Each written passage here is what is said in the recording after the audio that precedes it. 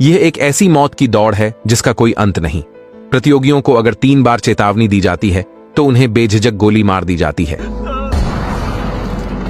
जब तक कि आखिर में सिर्फ एक विजेता न बचे।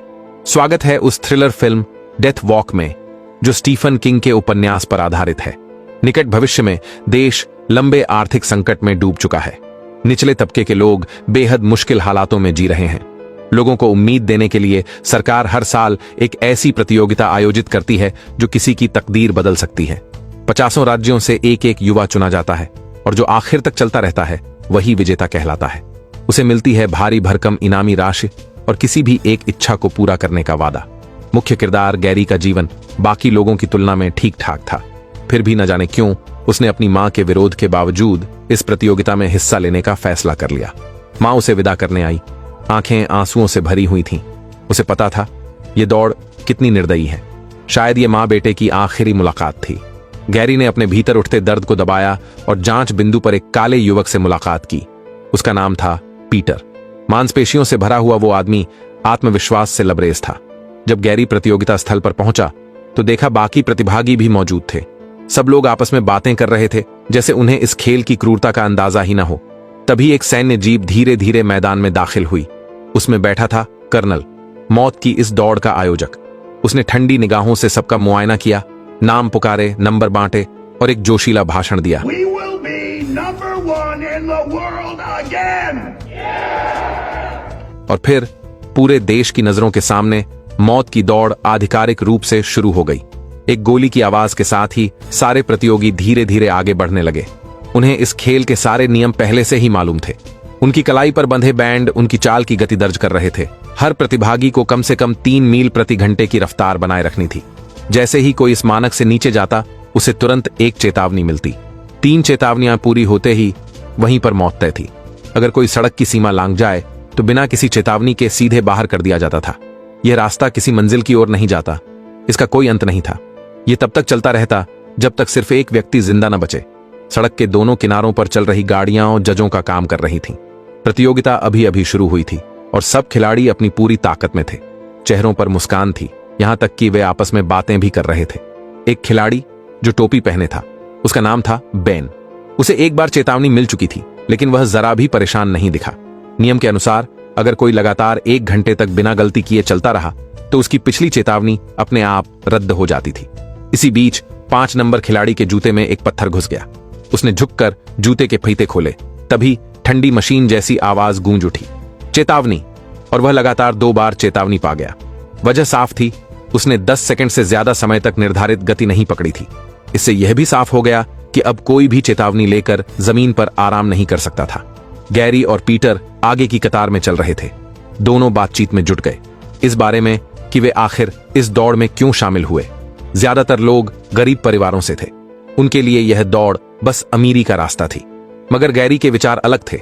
उसे लगता था पैसा सब कुछ नहीं होता। उसके मुताबिक ऐसी प्रतियोगिताएं बिल्कुल बेकार हैं। भले ही कोई किसी को जबरदस्ती इसमें न झोंके, फिर भी लगभग पूरे देश के लड़के इसमें हिस्सा लेना चाहते थे। मगर चुने गए थे सिर्फ 50 खुशनसीब लोग और उनमें से एक था गैरी। सभी लोग बातें कर ही रहे थे कि पीछे से चश्मा लगाए एक लड़का भी उनके बीच आ मिला। उसका सबसे बड़ा सपना था इस डेथ वॉक को एक प्रतिभागी की नजर से लिखना और उस पर एक किताब तैयार करना। तभी आगे से हलचल की आवाज आई। पता चला 7 नंबर खिलाड़ी की टांग में ऐंठन आ गई थी। वह पूरी कोशिश कर रहा था अपनी चाल बनाए रखने की, लेकिन फिर भी लगातार चेतावनियां मिलती रहीं। गैरी ने यह देखा तो तुरंत उसके पास जाकर उसे हौसला देने लगा। 7 नंबर ने दांत भींचकर कुछ मिनट तक कोशिश की, मगर आखिरकार दर्द बर्दाश्त न कर सका और जमीन पर गिर पड़ा। उसी पल तीसरी चेतावनी की ठंडी घंटी बजी और फिर गूंज उठी एक गोली की आवाज। एक और प्रतिभागी इस खेल से और जिंदगी से बाहर हो गया।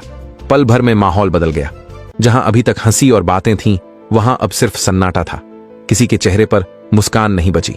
सूरज की तपिश जमीन को झुलसा रही थी। गैरी सप्लाई ट्रक के पास पहुंचा और पानी की एक बड़ी घूंट ली। यही था सरकार की तरफ से दिया गया एकमात्र संसाधन। खाने पीने की बाकी चीजें उन्हें खुद साथ लानी होती थीं, क्योंकि गैरी उस हफ्ते चुना गया प्रतिनिधि था। सड़क किनारे एक छोटी फैनगल उसका नाम वाला बोर्ड पकड़े उसका उत्साह बढ़ा रही थी।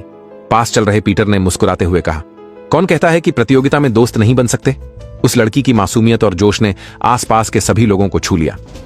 Off one. And one for all. Hell. लेकिन आगे चल रहा 5 नंबर खिलाड़ी इस सबसे चिढ़ गया। उसने ताना मारा, क्या तुम लोग ड्रामा कर रहे हो? दोनों तरफ जुबानी जंग छिड़ गई ही थी कि अचानक एक और खिलाड़ी झटके से गिर पड़ा। उसके मुंह से झाग निकलने लगा। 5 नंबर ने व्यंग्य भरी नजर डाली, यहां तक कि वह उसके गिरे हुए शरीर के ऊपर से कूद गया और अगली ही घड़ी में एक और गोली चली। वह खिलाड़ी अब सिर्फ एक संख्या बन चुका था। 5 नंबर खिलखिलाकर बोला, अब हमारी जीत के चांस बढ़ गए। गैरी और पीटर की आंखों में गुस्सा भर गया। उनके हाथ मुट्ठियों में बंध गए, लेकिन उन्होंने किसी तरह खुद को काबू में रखा, क्योंकि यहां एक गलत कदम मौत को न्योता था। पता ही नहीं चला 3 घंटे कब बीत गए। अचानक एक छोटे कद का लड़का चलते चलते फिसल गया, लगभग गिर ही पड़ा। गैरी ने झट से उसे थाम लिया। उसने सुझाव दिया, थोड़ा धीमे चलो, बस इतना कि रफ्तार न्यूनतम सीमा के बराबर बनी रहे। आखिर ये दौड़ इस बात की नहीं है कि कौन सबसे तेज चलता है। उसी वक्त वही परेशान करने वाला 5 नंबर फिर से कुछ उल्टा सीधा बोलने लगा। उसने जब सुना कि 19 नंबर का नाम रैंक है तो उसकी मां का मजाक उड़ाने लगा, जिसने उसे यह नाम दिया था। रैंक बुरी तरह भड़क गया।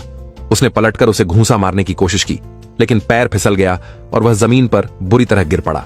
चोट इतनी गहरी थी कि वह उठ नहीं सका और चेतावनियां एक के बाद एक गूंज उठी। तीसरी चेतावनी के साथ ही एक और गोली चली। 5 नंबर की नीच हरकत पर सबके चेहरे पर गुस्सा था। वो सफाई देने लगा, पहले उसने मुझ पर हमला किया था, मगर किसी ने उसकी बात पर भरोसा नहीं किया। सब लोग उससे कुछ कदम पीछे हट गए, जैसे उसके आसपास की हवा भी गंदी हो गई हो। कुछ देर बाद हवा में एक अजीब सी बदबू फैल गई। चश्मा लगाए लड़का हड़बड़ी में आया और बोला, मुझे लगता है किसी से रहा नहीं गया। और सच में उसकी शंका सही थी। आगे चल रहा 45 नंबर पेट खराब होने की वजह से खुद को रोक नहीं पा रहा था। सबकी निगाहें उसकी ओर मुड़ गईं। शर्म से झुका हुआ वो वहीं सड़क पर बैठ गया। कुछ ही सेकंडों में चेतावनी की तीसरी बीप बजी और फिर वहीं ठंडी बिन भावों वाली गोली की आवाज। एक और नाम सूची से मिट गया। अब सबको एक सच्चाई समझ में आ गई थी, इस दौड़ में अगर जिंदा रहना है तो चलते हुए ही हर जरूरत पूरी करनी होगी। रुकने की इजाजत नहीं थी।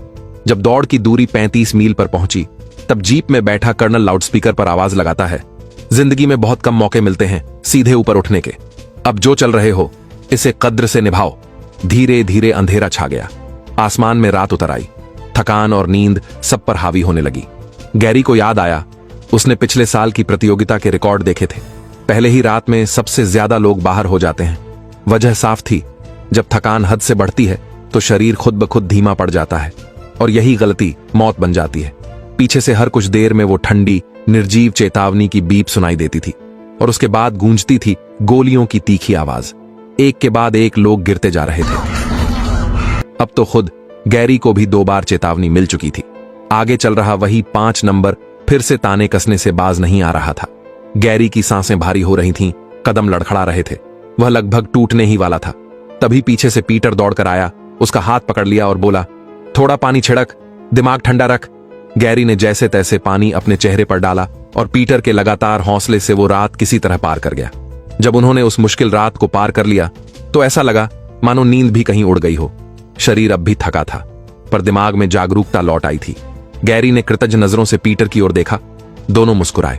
उस पल उन्होंने भूल ही गया कि वे दरअसल एक दूसरे के प्रतिद्वंदी हैं। कल रात की मौतों को मिलाकर अब मैदान में बस 18 लोग बचे थे। एक दिन और एक रात लगातार चलते रहने से सबके चेहरों पर थकान की लकीरें गहरी हो चुकी थीं। तभी पीछे से फिर वही चेतावनी की आवाज आई। चश्मा लगाए लेखक लड़के, जिसने किताब लिखने का सपना देखा था, उसका टखना मुड़ गया था। वह 2 बार चेतावनी पा चुका था। गैरी और पीटर ने एक दूसरे की ओर देखा और फिर जानबूझकर नजरें फेर लीं। उन्हें पहले से पता था अब आगे क्या होने वाला है।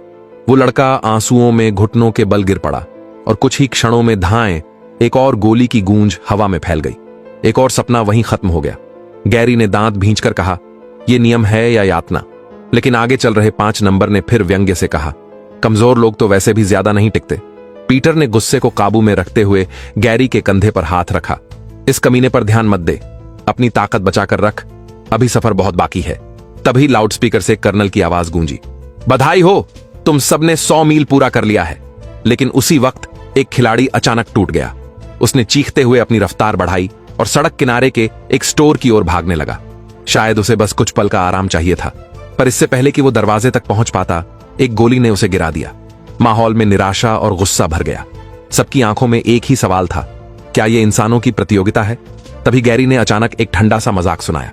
वो खुद जानता था वो मजाक हंसी के लिए नहीं था, बस इस नरक जैसे माहौल में अपने दिल की पीड़ा को थोड़ा हल्का करने की एक नाकाम कोशिश थी। लेकिन आखिरकार कुछ लोगों का सब्र टूट ही गया। एक इंडियन युवक सबसे पहले आगे आया। उसने खुलेआम कर्नल के खिलाफ आवाज उठाई। उसकी बातों में गुस्सा, अपमान और वर्षों की नफरत झलक रही थी। उसके इस विरोध ने बाकियों के दिलों में भी चिंगारी जला दी। जल्द ही सब लोग एक सुर में चिल्लाने लगे। कोई अब नियमों या चेतावनियों की परवाह नहीं कर रहा था। उस पल वे सब भूल गए कि वे प्रतियोगी हैं। दुश्मनी की जगह एक साझा गुस्से ने ले ली थी। सत्ता के खिलाफ उनकी घृणा ने सबको एक कर दिया था। उसी रात मौसम ने भी करवट ली। मूसलाधार बारिश शुरू हो गई। ठंडी बूंदें शरीर पर पड़कर जैसे बिजली सी चुभ रही थीं। मगर अजीब बात यह थी कि उस रात मौतों की संख्या सबसे कम रही। शायद इसलिए कि बारिश ने थकान भी धो डाली थी और सबको थोड़ी राहत दी थी। तीसरे दिन की सुबह अंधेरा छूटने के साथ ही थकान फिर लौट आई। तभी गैरी और पीटर के पीछे चल रहा उनका काला दोस्त आर्थर खुद को रोक नहीं पाया। उसने सीधे सड़क किनारे पैंट उतारी और वहीं हल्का हो गया। लेकिन उसकी टाइमिंग कमाल की थी। तीसरी चेतावनी आने से पहले ही उसने सब खत्म कर लिया। गैरी और पीटर ने एक दूसरे की ओर देखा, मुस्कुराए और अंगूठा उठाकर उसकी कला की तारीफ की। आर्थर आगे निकल गया, ताजी हवा में सांस लेने। तभी गैरी ने धीमी आवाज में पीटर से कहा, क्या तुम जानते हो मैं असल में इस मौत की दौड़ में क्यों आया हूं? उसने गहरी सांस ली और बोला, बचपन से मैं अपने पिता की पूजा करता था। वो ऐसे इंसान थे जो आजादी में यकीन रखते थे। वे मुझे कभी नहीं रोकते थे किसी चीज को छूने से, चाहे वो प्रतिबंधित किताबें हों या बंदी संगीत। उनके लिए आत्मा की आजादी सबसे बड़ी चीज थी। फिर एक रात एक फौजी दस्ते ने हमारे घर पर धावा बोला। कर्नल खुद आया था। उसने मेरे पिता से कहा, तुम पर प्रतिबंधित विचार फैलाने का आरोप है। अगर तुम अभी और यहीं देश और व्यवस्था के प्रति निष्ठा की शपथ नहीं लेते तो तुम्हें गोली मार दी जाएगी। लेकिन पिता ने एक पल भी नहीं सोचा। उन्होंने सीधा दूसरा रास्ता चुना, मौत। गैरी की आंखें भीग गईं। मैंने वो सब अपनी आंखों से देखा था। तब से मैं बस एक ही चीज सोच रहा हूं, इस दौड़ को जीतूं ताकि एक मौका मिले उस कर्नल के सामने पहुंचने का। और फिर उसकी मुट्ठियां कस गईं, उसे उसी की बनाई मौत चखाने का। पीटर ने कुछ देर चुप रहकर कहा, गैरी, बदला जिंदगी का मकसद नहीं हो सकता। सोचो तुम्हारी मां के बारे में, तुम्हारे दोस्तों के बारे में। अगर तुम वही बन गए जिससे नफरत करते हो तो फिर फर्क ही क्या रह जाएगा? गैरी कुछ नहीं बोला, बस बारिश में भीगी सड़क पर कदम दर कदम आगे बढ़ता रहा। यात्रा अब 170 मील तक पहुंच चुकी थी। तभी एक प्रतिभागी की टांग बुरी तरह जख्मी हो गई। उसने बगल में चल रहे टैंक के सिपाहियों से मदद की गुहार लगाई, लेकिन जवाब में आई सिर्फ एक ठंडी गोलियों की बौछार। गोली उसके शरीर से आर पार निकल गई और फिर टैंक की लोहे की पट्टियां उसकी दोनों टांगों को कुचल गईं। लेकिन सैनिकों ने उसे तुरंत नहीं मारा। वे बस खामोश खड़े रहे, जैसे किसी मशीन में इंसानियत की जगह प्रोग्रामिंग ने ले ली हो, बस तीसरी चेतावनी की प्रतीक्षा में। पीछे चल रहा एक अश्वेत युवक ये सब देखकर दहल गया। डर के मारे उसने अपने कपड़े उतार फेंके और चीखते हुए सड़क किनारे की ओर भागा। कुछ ही सेकंड में गोलियां चलीं, उसका शरीर भी धूल में मिल गया। जब रात फिर से उतरी तो 50 में से बस 7 लोग बचे थे। उनमें एक एशियाई छोटा कद वाला युवक भी था जो अब पूरी तरह टूट चुका था। उसने सीधा दौड़ लगाई और सैनिकों की गाड़ी तक जा पहुंचा, मानो कह रहा हो, बस खत्म कर दो। लेकिन सैनिकों के चेहरे पर कोई भाव नहीं था। ठंडी मशीन जैसी शांति में वे 30 सेकंड पूरे होने का इंतजार करते रहे। फिर धाएं। आर्थर, वो काला दोस्त, ये सब देखकर पागल हो गया। वो वापस मुड़ पड़ा उस गिरे हुए लड़के को उठाने की कोशिश में। तभी 2 चेतावनियां उसकी कलाई बैंड पर चमक उठीं। अगर गैरी ने उसे पकड़कर जबरदस्ती वापस न खींचा होता तो वो भी वहीं खत्म हो जाता। उनकी आंखों में आंसू थे, पर अब वो आंसू आग बन चुके थे। दुख ने उन्हें तोड़ा नहीं बल्कि और मजबूत बना दिया।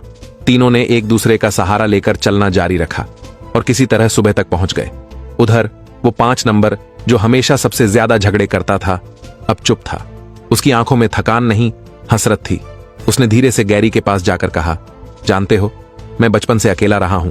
सब मुझसे नफरत करते थे, इसलिए मैं भी काटने लगा, ताने मारने लगा। शायद यही मेरी ढाल बन गई। उसकी आवाज कांप रही थी। मुझे नहीं पता क्यों, लेकिन अब तुम्हें देखकर लगता है शायद मैं भी किसी का हिस्सा बन सकता हूं। क्या तुम लोग मुझे अपने साथ रखोगे? बस थोड़ी देर। गैरी ने कुछ पल चुप रहकर उसकी ओर देखा, फिर हल्की मजबूर सी मुस्कान दी। चलो देखते हैं। लेकिन 5 नंबर के अंदर कुछ टूट गया था। वो कुछ कदम आगे बढ़ा, फिर अचानक मुड़ा और अपनी गर्दन पर धारदार ब्लेड चला दिया। खून की तेज धार सड़क पर फैल गई। किसी के पास चीखने की हिम्मत भी नहीं बची थी। मौत अब इतनी आम हो चुकी थी कि सब बस चलते रहे जैसे कुछ हुआ ही ना हो। 5वें दिन की सुबह आसमान में हल्की लालिमा थी। गैरी ने दूर देखा और उसका दिल एक पल को धड़क उठा। वो जगह वही थी, उसका अपना छोटा सा कस्बा, जहां वो कभी अपनी मां के साथ रहता था। एक क्षण के लिए उसके चेहरे पर मुस्कान लौटी, लेकिन अगले ही पल उसका चेहरा फीका पड़ गया। उसके जूतों का तला पूरी तरह फट चुका था। अब उसे नंगे पांव ही चलना था।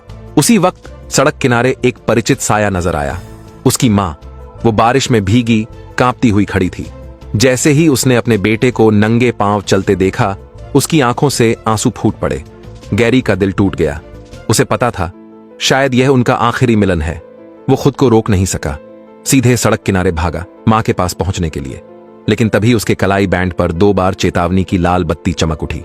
तीसरी आने ही वाली थी कि पीछे से पीटर ने पूरी ताकत से उसे पकड़ लिया, उसे जबरदस्ती वापस सड़क पर खींच लाया। गैरी हाँफ रहा था, आंखों से आंसू बह रहे थे। मुझे नहीं आना चाहिए था इस अभिशप्त खेल में, वो बड़बड़ाया। पीटर ने उसका कंधा थामा। अब जब तू यहां तक पहुंच गया है तो बस जीत ले इसे, इनाम ले। अपनी मां को वापस गले लगा, फिर सब ठीक हो जाएगा। रास्ता और लंबा होता गया। जल्द ही 300 मील का निशान पार हुआ। अब बस 5 प्रतिभागी बचे थे। लंबे कद वाला बेन लड़खड़ाने लगा, उसकी सांसें भारी हो गई थीं। और आर्थर, गैरी का काला दोस्त, उसकी नाक से खून बहने लगा था बिना किसी वजह के। सामने चल रहा इंडियन युवक बिल्कुल खामोश था। वह हमेशा सबसे आगे रहता था, पर अब उसकी चाल तेज होने लगी। गैरी ने आवाज लगाई, अरे धीरे चलो। लेकिन अगले ही पल उसने देखा, वो युवक सैनिकों की गाड़ी की ओर दौड़ पड़ा। उसने उनके हाथ से हथियार छीन लिया और चिल्लाया, अब और नहीं, हम सबको आजाद करो। अगले ही पल धाएं। उसके पेट में गोली धंस गई। वह झुक गया मगर मुस्कुराया। शायद उसे अब किसी दया का इंतजार नहीं था। उसने खुद अपनी ही उंगली से ट्रिगर दबा दिया। रात ढल आई। आसमान फिर से अंधेरा हो गया। बारिश की बूंदें जैसे खून की तरह गिर रही थीं। आर्थर अब और नहीं चल पा रहा था। उसका शरीर कांप रहा था। उसकी सांसें टूटी सी चल रही थीं। गैरी और पीटर ने उसे दोनों ओर से थाम रखा था। कदम दर कदम डगमगाते हुए तीनों अंधेरे में आगे बढ़ते रहे। आर्थर की आंखों में कृतज्ञता थी। उसने कहा, जिंदगी के आखिरी लम्हों में अगर मुझे ऐसे दोस्त मिले हैं तो शायद मैं हार कर भी जीत गया हूं। गैरी और पीटर ने उसे कसकर पकड़ा, लेकिन आर्थर ने जोर लगाकर खुद को छुड़ा लिया और बिना किसी डर के शांत चेहरा लिए मौत की ओर कदम बढ़ा दिया। कुछ सेकंड बाद वही ठंडी गोली की आवाज और फिर सन्नाटा। अब मैदान में बस 4 लोग बचे थे। जब दूरी 350 मील तक पहुंची तब लंबे कद वाला बेन भी लड़खड़ाने लगा। उसने भारी सांस लेते हुए कहा, तुम दोनों को कुछ बताना है। गैरी और पीटर ने उसकी ओर देखा। मैं दरअसल कर्नल का नाजायज बेटा हूं। गैरी और पीटर सन्न रह गए।